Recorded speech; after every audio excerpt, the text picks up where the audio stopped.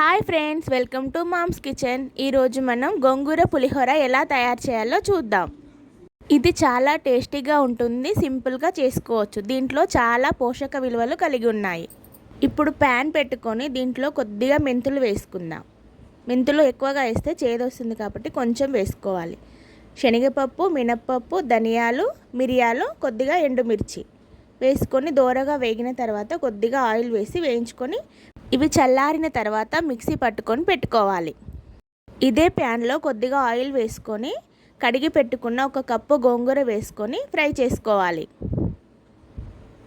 2 మినిట్స్లో గోంగూర ఫ్రై అయిపోతుంది.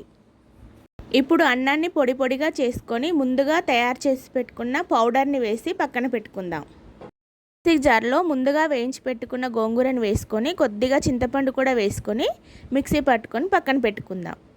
ఇప్పుడు ఒక ప్యాన్ పెట్టుకొని అందులో ఆయిల్ వేసుకుందాం. గోంగూర పులిహోరకి కొద్దిగా ఆయిల్ ఎక్కువగా పడుతుంది. ఆయిల్ హీట్ అయిన తర్వాత శనగపప్పు, మినప్పప్పు, పల్లీలు, పోపు దినుసులు, ఎండుమిర్చి వేసుకొని వేపుకుందాం. ఇవి కొద్దిగా వేగిన తర్వాత పచ్చిమిర్చి, కరివేపాకు, పసుపు కూడా వేసుకొని వేయించుకుందాం. ఇప్పుడు మనం ముందుగా చేసి పెట్టుకున్న గోంగూర కూడా వేసి బాగా కలుపుకుందాం. సాల్ట్ కూడా వేసుకోవాలి. వీటినన్నింటినీ బాగా కలుపుకోవాలి. ఇప్పుడు ముందుగా రెడీ చేసి పెట్టుకున్న రైస్ని పౌడర్తో సహా అందులో వేసుకొని గోంగూర అంతా అన్నానికి పట్టేలా కలుపుకోవాలి. ఒక 5 మినిట్స్ మీడియం ఫ్లేమ్లో పెట్టి అన్నాన్ని బాగా కలుపుకోవాలి. అంతే అండి, simple gongura pulihora ready.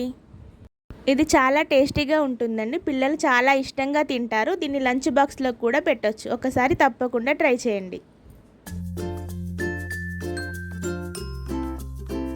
Like, share and subscribe.